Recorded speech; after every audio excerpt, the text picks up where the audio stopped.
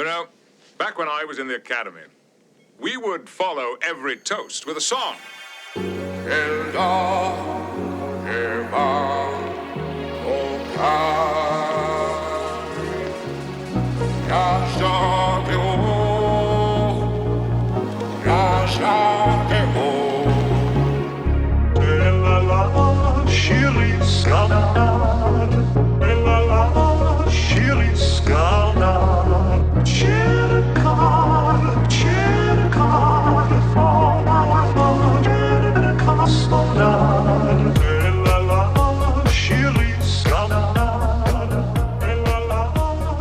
Countdown. Okay. I'll get started in 3, 2, 1. Hi, everyone. Welcome to Where No Bubs Has Gone Before, Star Trek The Next Generation podcast hosted by me, Jay Reckward, and my father, Jake Reckward. We're recording this for the benefit of my son, Ben, who's also a fan of the show, but we know there's so many great Star Trek The Next Generation fans out there that we're posting all of these episodes for free on YouTube. How are you doing today, Jake? I'm good, Jay, and you? Good. I should probably say tonight. We're always recording these late. Yes. So, today we are reviewing Star Trek The Next Generation Season 2, Episode 7, Unnatural Selection, which debuted on January 30th, 1989, with a star date of 42494.8. So, let me get the audience into the episode first, because there's actually a little bit of complication on how we get to the main crux of the story. So, let's dig in and then we'll talk about it. Okay, So, go ahead. En route to the Enterprise is bound for Star Station India to rendezvous with the Starfleet medical courier. En route, Jean-Luc Picard asks Deanna Troi to come to his ready room because he wants to talk about Dr. Pulaski. He hasn't really had much time to meet her or gain a sense of how she is as a doctor or how well they would work together. It's very obvious that they are setting up tension early in this episode. But before they can really dig into the question of how Jean-Luc Picard feels about Dr. Pulaski, Data receives a distress signal from the Federation supply ship, the Federation supply ship USS Lantry. All that the crew says is that they are dying and they are unable to give more details. The Enterprise arrives and hails the ship, and when they do, they find no answer. Just a Data side comment. Once again, the Enterprise is diverted from its main mission by some bizarre thing that pops up. you know, I think we talked about this. Well, this is a good place to stop because we'll get into it. But um, it gets into the question maybe we talked a few episodes ago. Maybe it was the last one about whether or not the Federation is the Galaxy Police Force or the police force for the Alpha Quadrant. I don't necessarily think that it is the police force, and Jean-Luc Picard is really clear to try to make it seem like it's not a military organization. It might be the emergency medical service, though, of the galaxy. If something's going down, like we're sending the Enterprise because they're basically a hospital ship, or if there's an emergency. It would be interesting to go through the exercise and take a little list of, reasons for various missions through, Right. The first season, the second, and just thinking offhand, probably there would be more diversions for some medical reason, a plague or, vaccine development or something like that. And here's one more.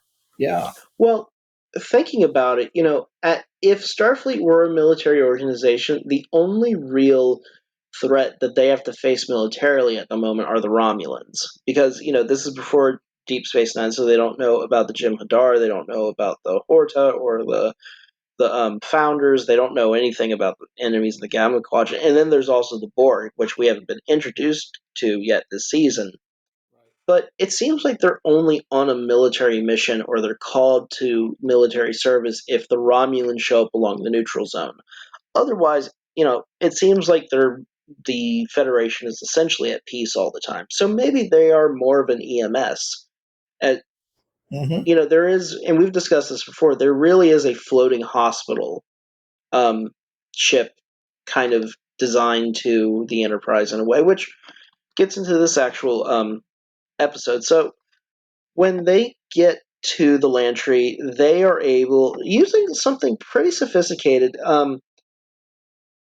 Picard is able to give access codes to authorize Yeah.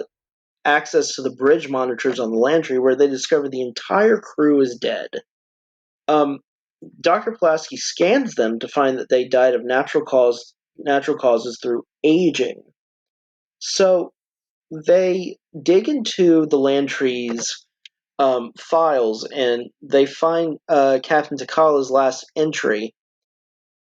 And Riker relates that Captain Takala, despite dying of old age, was actually his age in terms of his current service.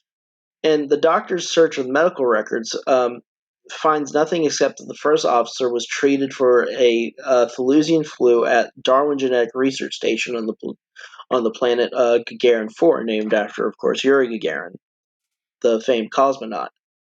She has the ship quarantined, the Lantry, and then they head for Gagarin 4. When they get to Gagarin 4, they meet Dr. Kingsley, and that's where our mystery begins. So, so that was a bit much, but we had to dig into it because there's a lot of setup to get to what this episode's about. So, one of the main notes that you made is this episode focuses on the evolving relationship between Picard and Pulaski, with a genetic experiment gone awry as the vehicle. Um, there, I think we're going to talk a lot about this kind of the morals and ethics of science a lot in this episode. But the construction of Picard and Pulaski, I think, is interesting because besides this episode, there's not a lot of interaction or character building between them.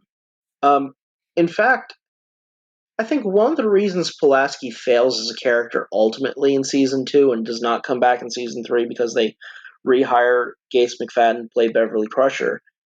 Um, there's not a lot of natural chemistry, I think, between her character and the other characters, and maybe from what I understand, like, the actress liked working with everyone on set, but it just seems like there's not really any good character chemistry between any of them. And I know there's going to be other Pulaski episodes where she interacts with, like, Will. There's the Icarus's Flight, which is the one where Will Riker meets his dad, and apparently apparently Pulaski and Will Riker's father had a relationship. But really, her only interactions are with Data, which are usually antagonistic on her end, and then she will develop a relationship with Worf. But it's really for an episode, and this is really the only episode where she has really any long-term interaction with Picard. If anything, this is the one episode where they kind of build a rapport with them, and then, from my memory, I might be corrected later on, but from my memory, this is kind of the only episode where they have any real story between them. Yeah, I mean, your point about Data. I remember with the episode a little while back where it was on the holodeck and things went awry with Sherlock Holmes and Doctor Moriarty. She had a nice involvement there. Again, it was with Data. She played along with the game and Geordi and so forth. This in this episode, what I got out of it, and Troy kind of, Dr. Pulaski went to talk to Troy as to why she doesn't communicate with Dr. Picard well, and Troy basically said that they're both have their personalities are very strong. Another way you could say Mm-hmm. they're both bullheaded. Pulaski's much more overtly bullheaded than Picard in some ways. And then, because they have this, she puts it out there, through what she does through this episode for the safety of the ship. And when Picard wants to understand more about her and talks to, I think it's Captain Taggart, who was the captain of the Repulse that Dr. Pulaski served on before. Picard learns that the reason that Dr. Pulaski is on the Enterprise is she really wanted to be on the Enterprise because she wanted to be served with Jean-Luc Picard. So Mm-hmm. there's a little bit of bonding there, and then when she finally gets rescued from the situation and so forth, they actually embrace and so forth. But Right. but I think we'll see in future episodes whether that, as I recall from watching the rest of the season 2 episodes years ago. I think you're right that this is the only time there's a closeness between them. She remains kind of aloof and so forth, and it might be interesting, as we get toward the end of the season, or any information you have as to what Roddenberry or the producers decided in terms of, we talked about how Gates McFadden's contract wasn't renewed for season 2 because Roddenberry just didn't like her. But what was the decision by the producers and so forth Oh at the no, end of so at I the have end to of season clarify. 2? Yeah, go ahead. Go ahead. So, Gates McFadden was. It wasn't that Roddenberry didn't like her. Roddenberry didn't particularly care or not care for her. It was I Maurice see. Hurley, the main, like, essentially the main writer of the show at the time. There were a bunch of Okay. writers, but Maurice Hurley was basically the main one of the main producers. Maurice Hurley didn't like Gates McFadden, but then Maurice Hurley left Mm. at the end of season 2, and that's when you start having people like Rick Berman come in. And Rick Berman asked Roddenberry to bring back Gates McFadden. Gates McFadden only agreed because Patrick Stewart called her on the phone and asked her to. Um, but I just wanted to clarify there because it wasn't necessarily Roddenberry who wanted to get rid of her. But sorry for I interrupting. think that kind of answers the question about that. Is that there was good chemistry, much better chemistry between the characters in season 1, so that Absolutely. when Dr. Pulaski didn't you know recapitulate that. She didn't fill in for the warmth, the relationships that Beverly Crusher had with the rest of the crew. Then it made sense when you had to change the writers and Rick Berman coming in, and that they just said, "Hey, let's bring Dr. Crusher back from Starfleet Medical." Yeah. Well, one observation I want to make is that, you know, one thing that Captain Picard isn't a lot in these, at least in the first season, and from what we've seen in this season, he isn't physically warm or welcoming. He's not a person to hug you. So I thought the hug between Pulaski and Picard at the very end of the episode in the transporter room, I thought that was like I think one of the reasons, like, this episode isn't that. I think it's a good episode, but I think it's flawed because it's trying to force us to like Pulaski. That hug between Pulaski and Picard was unnatural for both the characters. It just doesn't feel like something they would do. And I think it just gets into the general thing that, like, the character didn't click. And then Mm-hmm. the actress kind of felt like I think Kate McColder? Maldauer. Mold Moldauer. Kate Right. Moldauer basically decided, like, I don't fit here, so she decided to go. Um, I think that I think the lack of Beverly Crusher is hard because, on one hand, and since you brought it up, like, Wesley Crusher's kind of been listless this season too, kind of without his mom there, and in many ways, like, his interactions with Picard have lessened a lot as well because there's much more of a captain and officer relationship than there Mm-hmm. is Mm-hmm. this kind of the joke about um, the joke among fans is that Picard and Crusher are secretly in a relationship anyway, and they're just trying to get rid of Wesley because he's in the way, which is mean. But Mm-hmm. the the point is, like, Picard really is the surrogate. He's the Jack Crusher that Wesley never got to have, Oh, sure. Yes. and so therefore, like, Picard and Crusher are kind of the mom and dad of the ship. And I think when you don't have mom on board, it's very clear that there's something missing from the father son dynamic in that as well, because Mm-hmm. Mm-hmm. Beverly Crusher kind of links um, Jean Luc Picard and Wesley together in a The way. the pseudo family is broken up. Well, so Ben and I were watching. an episode in season 3. It's the one where she's kidnapped by the terrorists down on this planet. And there's so much tension because Picard has to promise Wesley, like, I'll get her back. And he's not just promising someone as a captain, he's also promising as, the person that lost Wesley Crusher's father, but is also Wesley's surrogate father now.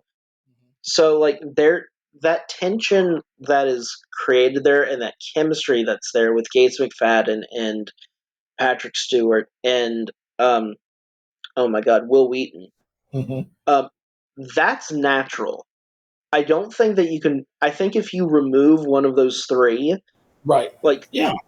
Wesley and Beverly are going to work because that's father and son. But I think having them all three there makes the stories pop a little bit more. Where Pulaski just didn't allow that to happen, and also like she's kind of getting back to what I said about her being negative towards um Data. She's also been cast sometimes as like an irritant to the story.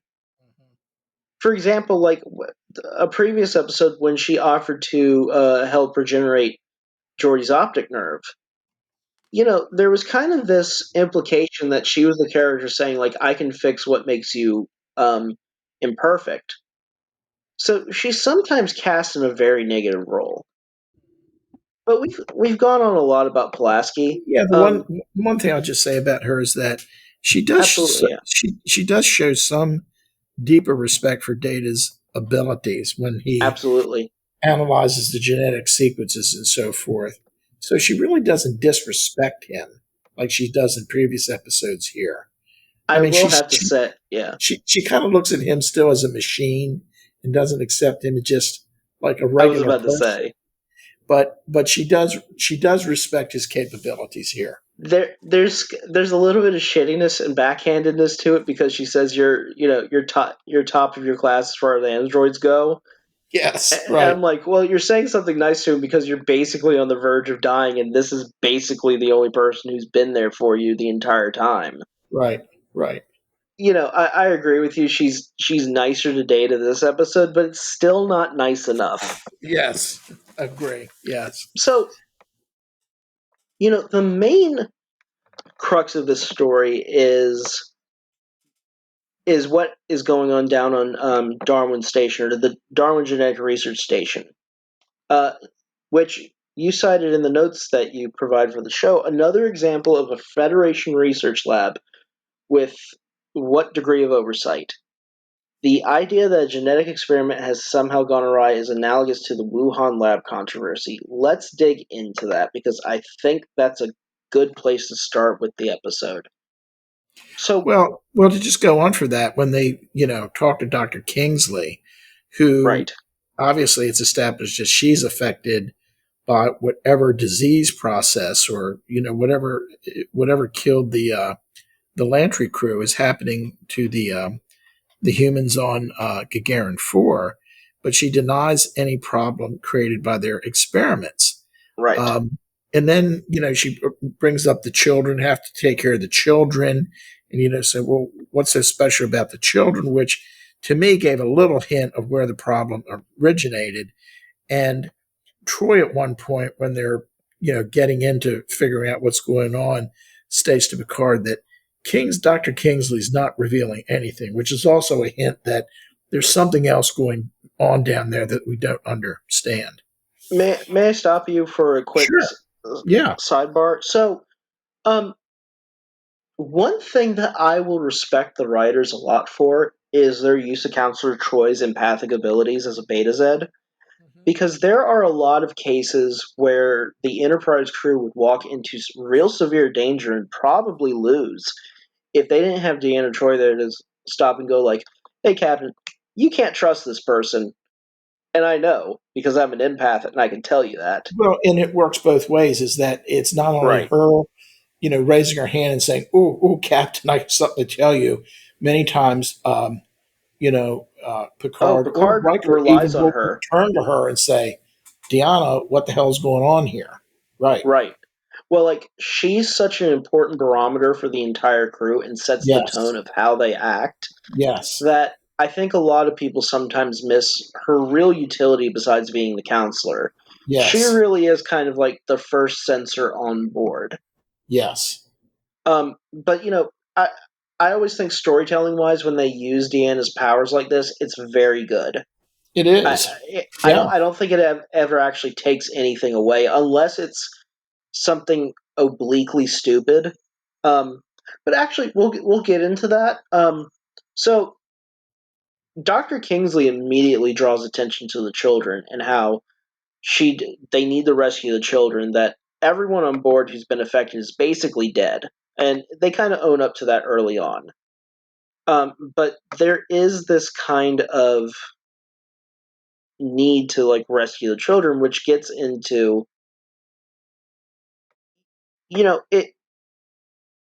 It's an interesting situation, I think, when you arrive to a place where a virus or a disease has broken out and you have to assess the situation at hand and figure out what to do in a very panicked, very time sensitive situation. Because, you know, and Pulaski makes a good point about this. They don't know um, what is happening until there is data. And they essentially have no data, which is analogous to the early situation we dealt with here in uh, 2020 and 21 with corona, corona. I'm sorry, the COVID-19 virus. Um, there's a lot of debate right now about the origins of the virus, whether it matured and mutated within a bat that was sold on a wet market in Wuhan and later ingested, I guess, and that's how the virus was then initially spread as a respiratory ailment.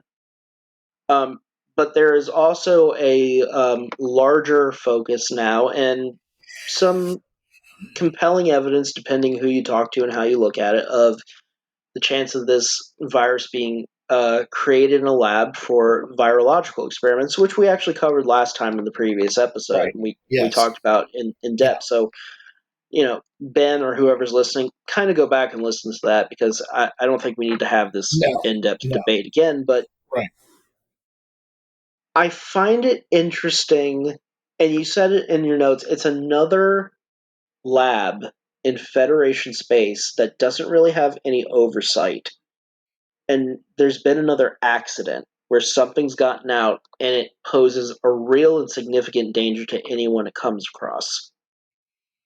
What do you think it says about the Federation? And maybe could be a moment for you to reflect about our use of these kind of labs and these kind of situations. But what do you think it says about the Federation that they have a genetics facility kind of out in the middle of nowhere, I and just. it I just. no Yeah. one knows what's going on there?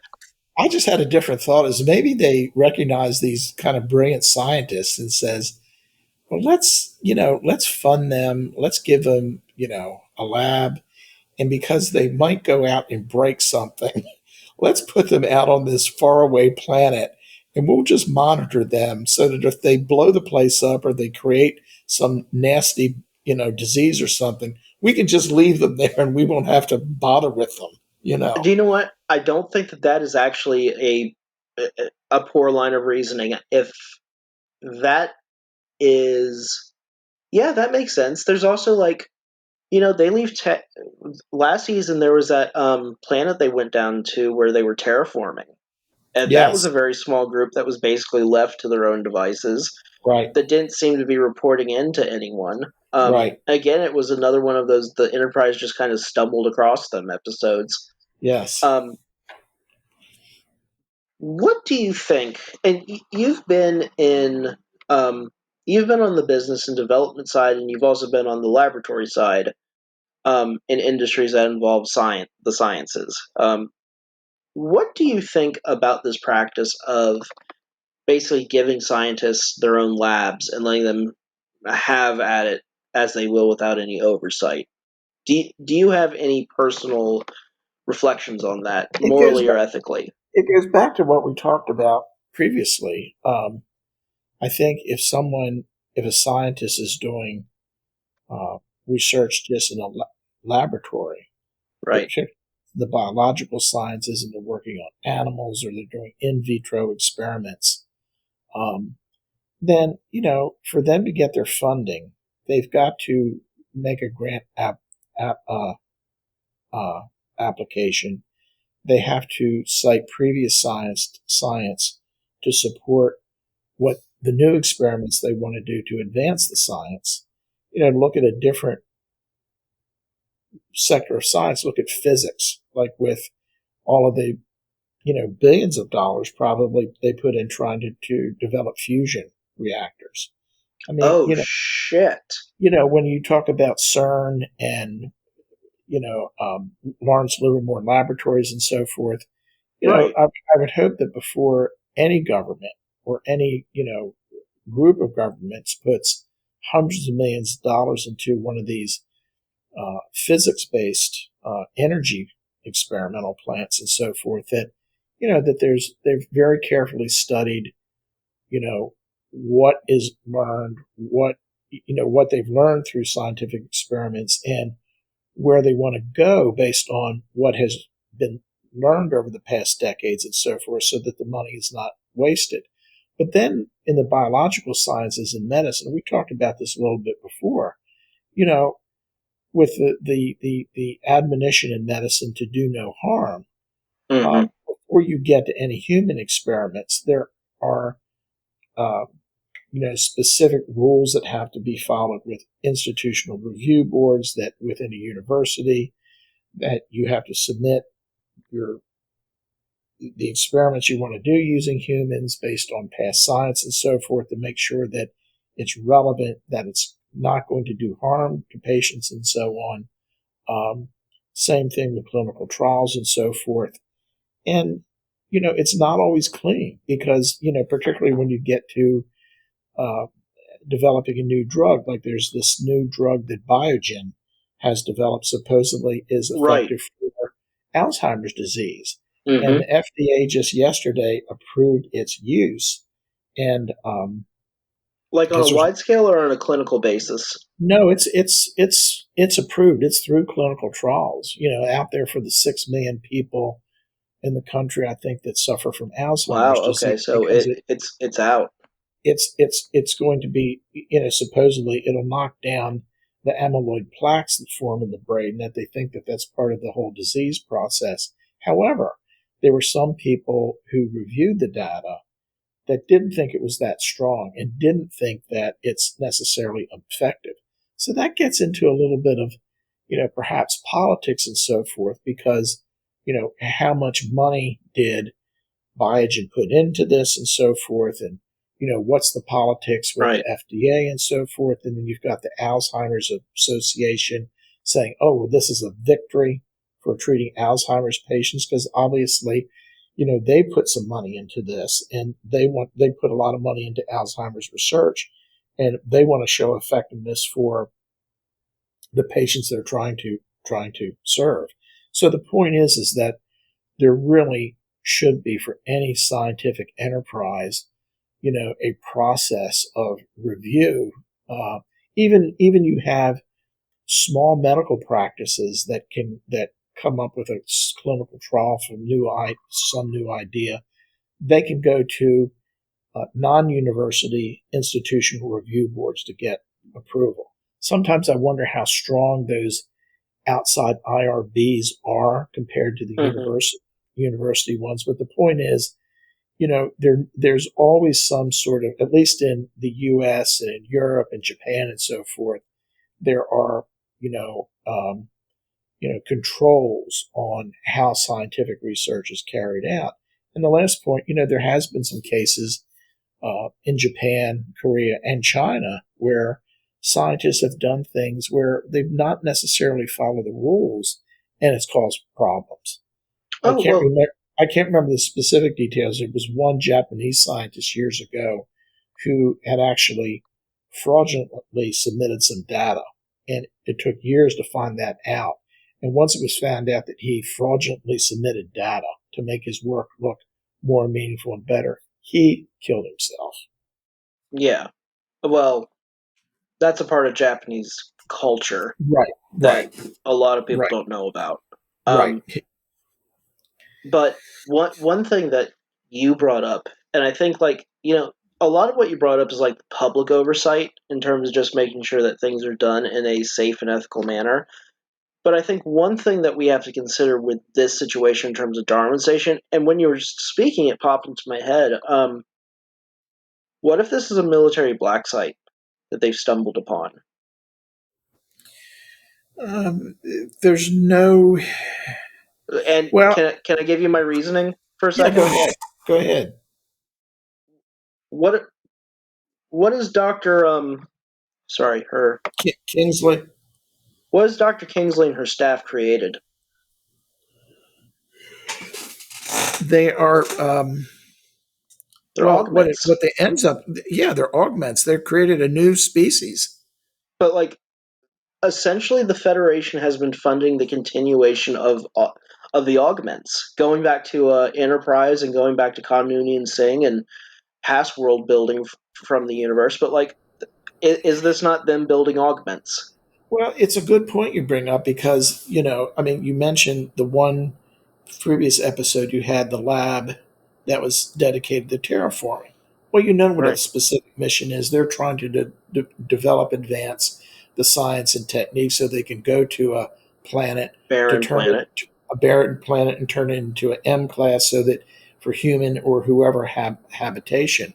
But the one question, with the Darwin Genetic Research Station is, well, what's their mission? What are they really trying to accomplish there? We don't know. We don't know. Yep, I think it's very interesting that they're basically genetically designing children at this place, and like no one knows about that. It just goes back to a lot of the problems that the Federation faced previously with the augments. Honestly, I'm kind of wondering if there is a God, what is it called? Section 34. It's the Starfleet's like black operations. I've not heard of that. So Sort of so like an area, sort of like an Area 51. no, it's like their it's their black ops group. Section 34. Sorry, I have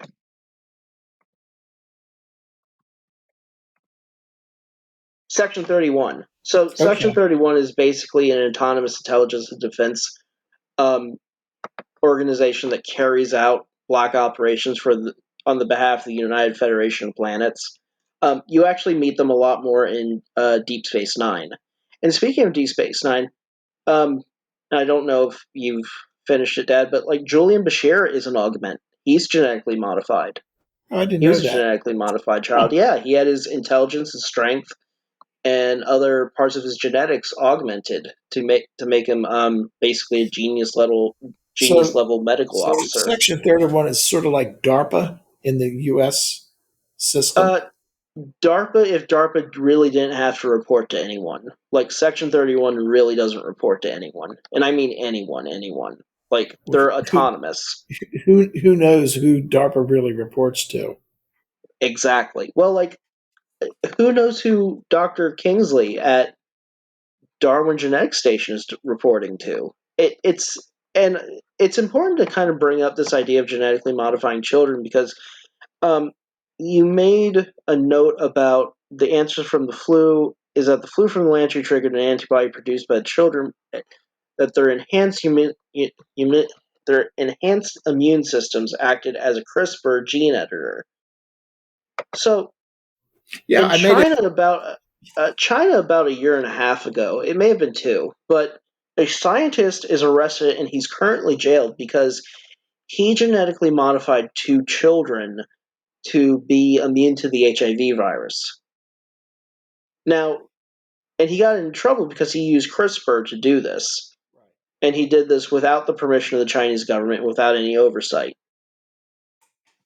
It So, sounds like Dr. Kingsley has a CRISPR in the future, and well, she's just whiling away, redesigning the no, but genetics of with this humans. story, it doesn't say, it doesn't talk. Yeah, it doesn't talk about how she modified the genetics of these children so that they were telepathic, that they had this enhanced immune system. But that's where what we talked about before, that some of these remote Starfleet labs or Federation labs sort of have a little bit of a Frankensteinish demeanor to them. Right. And she went ahead and did this, but she had no idea. I mean, she wanted to protect the children, and she wasn't upfront about what she had done. But then through Dr. Pulaski's research and so forth, since she had some past expertise in this sort of genetic science and so forth, found that the children, in response to this flu, had created some sort of an antibody that acted as a you know again, it would have an effect on the normal genome of normal humans and make them very, Age very, rapidly. very, very rapidly age. Um, so one of the things, the notes I put is that since obviously, as you pointed out, Dr. Kingsley was doing some sort of genetic engineering with replacing genes in the genome, and the antibody that the children produce in response to the virus is doing the same thing as that. Star Trek invented genetic engineering, which is just, Yeah, sort of a a joke. joke. But the thing is that, I don't remember, I don't know what was on the drawing boards back in the late 80s in terms of, gene therapy and so forth. But a lot of the clinical trials and experiments and research that's being done on gene therapy now for a number of diseases, that was probably on the drawing board back in the late 1980s for sure. Well, there's a period of scientific and medical progress in the 80s that um, wasn't really seen until the 2000s. And I think that is kind of the nature of progress in general. There is this kind of discussion going on right now in terms of the design of technology um, as it relates to like mobile devices. Have we gotten to the point where like you can't design the mobile device any better than what it is? You have to wait till the next whatever device is to come along and change culture. I think that we are probably in that interstitial period right now where there are things on the drawing board that will cause huge and dramatic changes into the destinies of humans going into the future, but they're on the drawing boards now. We're not going to see them for 10 to 15 years. Well, and the other thought I just had, talking about the 1980s, the AIDS, it was, what's it's like, was it 40 years is the anniversary of when the HIV virus was discovered. And, Fauci was right there with that. And if you look back, the beginning of the HIV epidemic, the AIDS epidemic, really pushed biological science and science about the immune system forward because people need to look for a cure. So it's kind of like the old Chinese adage that the character for trouble has the character for opportunity in it. So that, Mm-hmm. the epidemic forced us to learn a lot more about the immune system. And just like one of the amazing things looking at it over the last year is the SARS-CoV-2 epidemic really pushed us to uh, make some real advances in vaccine technology, particularly with these mRNA vaccines.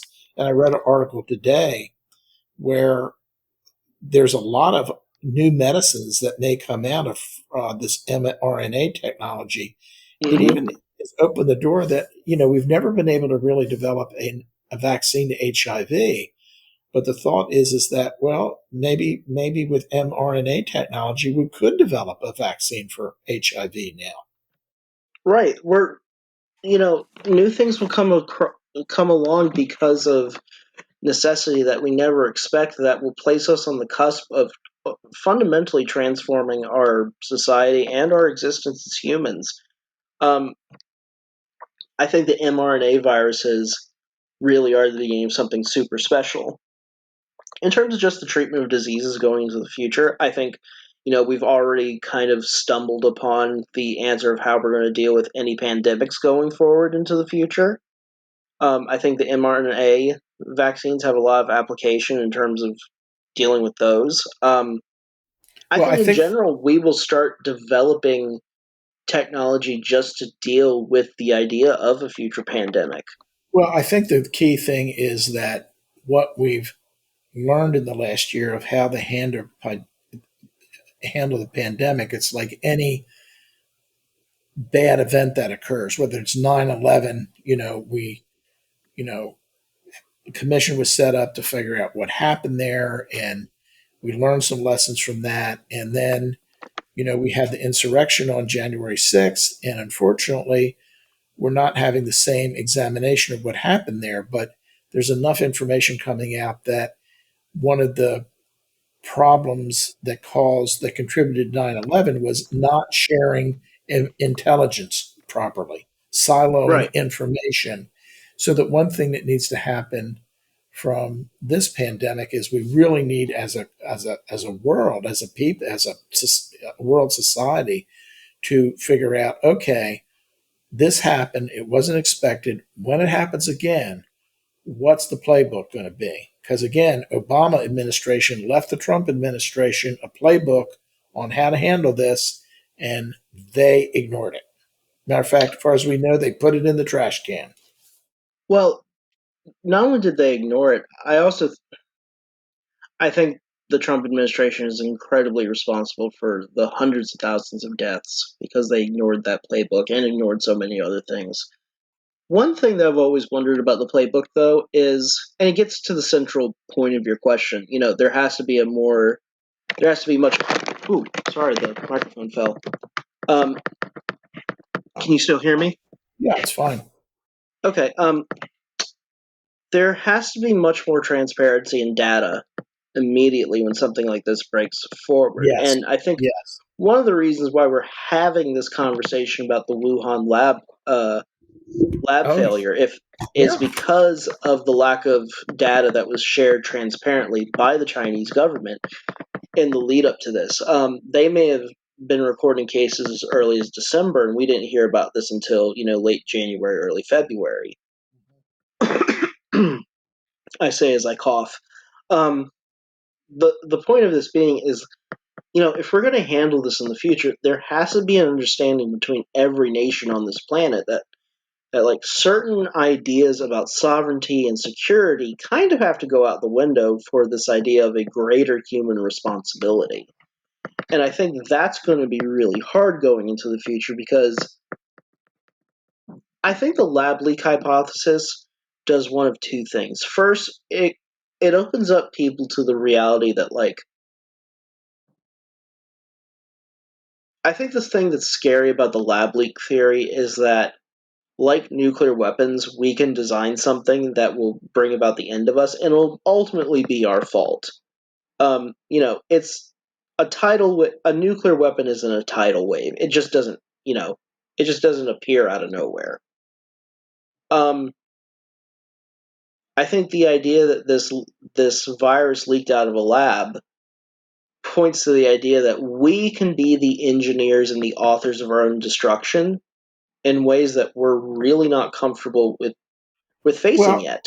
and that's demonstrated by this episode, because Right. what they end up doing is, isolating this new species on this planet, that they cannot have contact with normal humans, because then this antibody that they create will cause this undesired aging process in normal human beings. So one of the things that doesn't get addressed in the episode at the end is, gee, that's great, but what's this planet going to be? Is Dr. King? I mean, the Enterprise and Dr. Pulaski with Chief O'Brien figure out how to remove the antibody from Dr. Pulaski so that Dr. Kingsley and her normal quote unquote staff can be cured of the disease. But what do you do with these children? Are you just going to keep them like in a zoo, or is Dr. Kingsley and their staff going to leave the planet, return to Earth, and you're going to let this new species just inhabit the planet? Are you going to keep them there, or what? So there's a lot of unanswered questions there about what are the consequences of this unintended consequence. So, one thing that I was thinking about when I viewed this episode a second time, and I found really interesting, is that there is a real tension in this episode because, it's called unnatural selection because there's the question of evolution being asked about this because essentially what Kingsley does is she breaks the natural evolutionary cycle that humans are supposed to go through. These Exactly. children, these children could, if I may argue, could be a possible genetic future for humankind. We could one day genetically evolve our immune system to the point where like we don't have to worry about diseases. I would argue that we may already be on that path. The point of this is like two things happen that I think are interesting. First, Kingsley has created a genetically superior race to humans to the point that if these, I guess, Homo superiors, let's just call them that, and that's a term from X-Men. That's the term for Okay. mutants, actually, in the comic book, Homo superiors. So let's just use it for here. So they've created these Homo superiors. On the other hand, Pulaski's only hope and ultimately assistant in figuring what's going on is the next quote unquote evolutionary step in terms of Data the android. Because Data is in many ways the next evolutionary step. You don't need the weakness of biological um, organisms or just biological matter to have a fully functioning society and race. And that whole concept's carried out in the Picard series that came out last Exactly. year. Yeah. So, like, I think that this story is interesting because you're watching humans struggle with the fact that they really are on the losing end of this. And even the ending where they have to isolate these children and basically quarantine Gagarin 4 for God knows, I guess, until these kids are dead, um, I think speaks to the fact that, like, a lot of these experiments sometimes it feels like the Federation are doing makes sense. Like, even though the augments were a bad thing, it makes sense why the Federation would continue the experimentation on augmenting our genetic structure to make us better because, and this gets into the difficult conversation about eugenics and whether or not the Federation is taking part in eugenics, which they are. They are. And we can get into the conversation if Dr. Kingsley is the 24th essentially equivalent of a Nazi scientist, which, yes, yes, I would say so. Um, but there is the immediate worry about eugenics is that we were always going that if we pursued eugenics, we were going to always aim at the poor, weak, disabled, or the mentally undeveloped or disabled, and that we were going to wipe them out because they're genetically imperfect. So why keep them? Which the Nazis, especially through a scientist named Joseph Mengele, who's probably one of the most evil people in the history of humanity, kind of proved that like that fear is well founded. I think that there's another side of the fear of eugenics. We might create something that we invariably can't control. Just like through digital technology and machine learning and quantum computing, we might develop a dangerous artificial intelligence that could pose a real threat to us. Genetically, using using genetic sciences and genetic engineering, we could create a disease, an organism, or something like this that could really pose a threat to us as a species. That's the whole issue of whenever you are trying to develop something new, there's the possibility that you'll have unintended consequences. Right. Like we've talked about before, is there was some concern when they fired off the first atomic bomb on July 16th, 1945. Was it going to set the atmosphere on fire? Well, it Right. didn't. If CERN. if the SARS-CoV-2 escaped from the Wuhan lab because they were doing bona fide research on the virus. By doing the research on the virus, that was an unintended consequence that some lab tech became infected, carried it outside the lab, it got into the general population, in China and then spread around the world. And you have the same thing here where, um, we don't know what the final goal of Dr. Kingsley's research was. She was obviously trying to make humans better, but there was, definitely an unintended consequence in the fact that this antibody was produced by the children that caused uncontrolled aging. Can I throw you a Star Trek theory I have about why they do things like this? Go ahead. So, in a future where we're far advanced and we kind of have a better understanding of the universe and we know things like universal heat death occur and stuff like that, I think philosophically, if you had the ability to create a warp engine so you could travel to planets much quicker, if you were able to develop technology where, you could they basically replaced Catherine Pulaski's body with a new one using like a genetic pattern that isn't even her. I would argue that's not even the original Pulaski anymore. Um, the original Pulaski died on the transporter pad, old and dying of a disease, and the new one that they got in there, that's just a copy. She's the one, but she's a copy. Um, I think it gets into the very hard question: do you or don't you when it comes to all these things? Like on one hand, like yeah, Dr. Kingsley is probably creating something that will help a lot of people in terms of like combating disease, helping people have healthier children, stuff like that. But there's always the risk of unintended consequences, and I think you always have to measure do or do not. If we're going to do this, are we going to accept that there will be unintended consequences? Or on the other side, knowing that there will be unintended consequences, should we just avoid this altogether?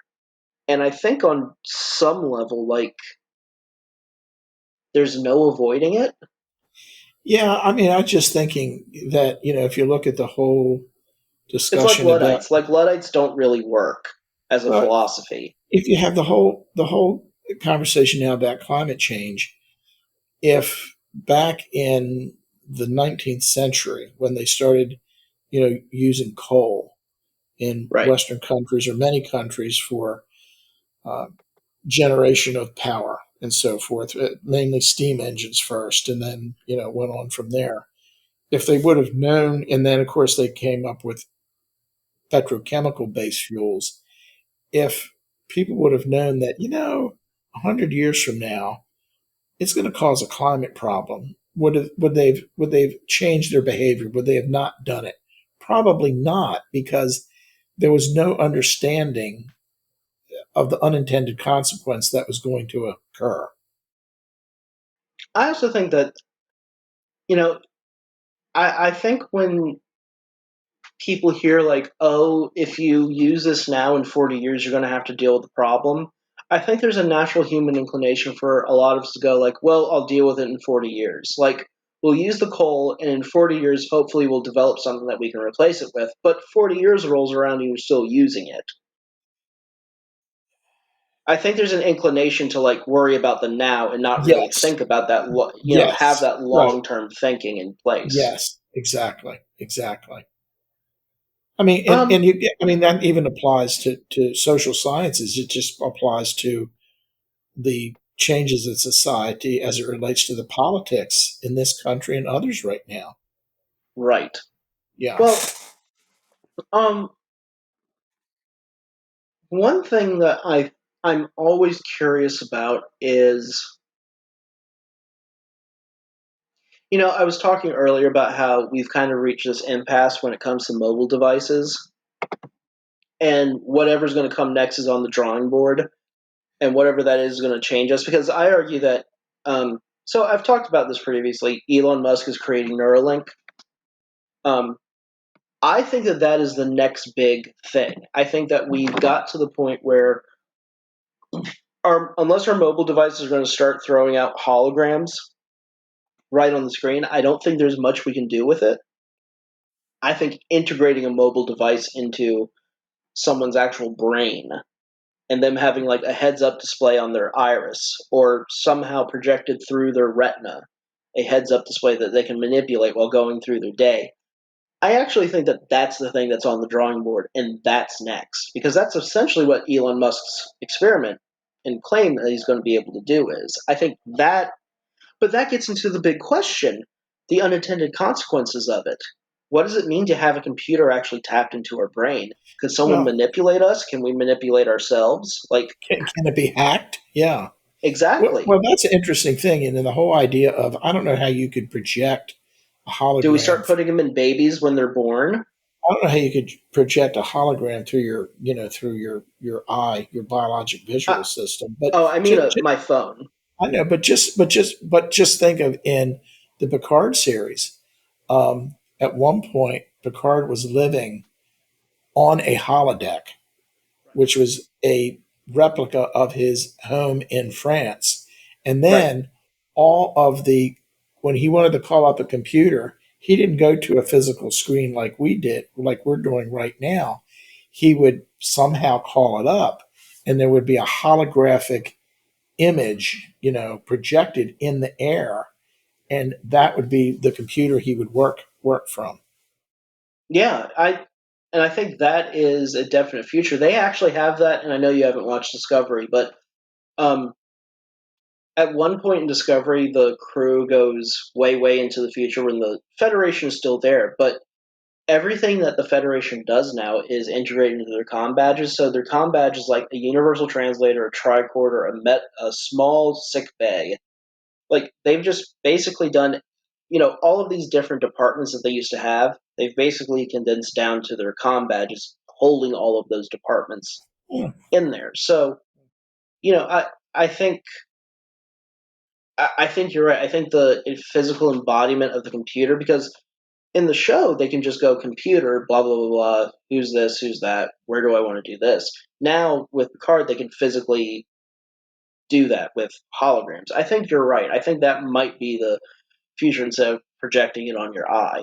Well, what you said also about this com badge combining all these different functions in discovery, I mean that to me is like that's just an enhanced smartphone, a super Right. super super enhanced smartphone. Right. Exactly. Well, I think the smartphone is kind of. I think there's certain technologies that we reach that are kind of stepping off points, Hmm. where people actually think that these are like, oh, this is the next step. I actually think that like this is the plateau of something. Like the smartphone, as far as you are going to take the device of the phone, to the point where like we don't even use the smartphones for their capability as phones anymore. We use them for computers and texting devices and Hmm. Hmm. internet browsers and stuff like that. We Hmm. do our shopping on it. Hmm. I, I think that the smartphone is basically the end of the phone as we know it. That technology, the phone itself, is dead. And whatever comes next, the smartphone will take whatever that is with it as the smartphone becomes obsolete. And whatever comes next, will be whatever's next, which who knows. So I think we've covered this Yeah, episode I was pretty just going well, to unless say, there's yeah. um Just one little I fun note that I noticed is that um, Dr. Pulaski does not like to be transported, which is oh maybe yeah. a throwback to Leonard McCoy. Well, let's talk about that real quick because I do think that there are some interesting things. Again, the transporters can, I think, have a lot of interesting ethical implications to them. If you knew that you could cure someone of a disease by taking their genetic pattern that was recorded in a computer before their transporter, wouldn't you require every 5 years so people didn't have cancer that they would have to go back and get? I was just thinking, suppose you had this enhanced imaging and you knew exactly on a cellular level where a tumor was, if people were even allowed to get cancer in the future, and you could Right. send the person through a transporter so that you could surgically extirpate the tumor, not with tincture of cold steel, but with the transporter pattern. That they don't have cancer in the future because that was the last episode of season one when they woke those people from cryogenic Oh yes. sleep. One of those Right. people had cancer, and they basically said, "Yeah, we Beverly Crusher was like, yeah, I cured it. Don't worry about it." Right. Right. But yeah, I think that's an interesting thing. Before we go, I know that we always use this as the first question, but what do you think of the episode? Um, I thought it was a pretty good episode. I think that the two stories, you know, the science fiction story about the genetic research station on Gagarin 4 and the Lantry and the advanced aging, that that was the main science story. But then the personal one was really, what's the relationship now? What's the evolving relationship between Picard and Pulaski? I think that they intermix the two, the major story and the minor story together very well. Yeah, I agree with that as well. And I think that this has been a good episode. Yeah, I think it's good. Yeah. Yeah. So, Dad, once again, thank you for joining me for another episode of Where No Bubs Has Gone Before. Thank you to everyone at home. Yes, Uh, thank you. Next time we are going to be covering one of my favorite episodes, and I think one of yours as well. Star Trek: The Next Generation, Season 2, Episode 8, A Matter of Honor, a Klingon episode. Oh, yes. Right. So we'll Yes. see everyone then, and thank you for joining us. Thanks, Dad. Thank you. Bye, Jay. Bye.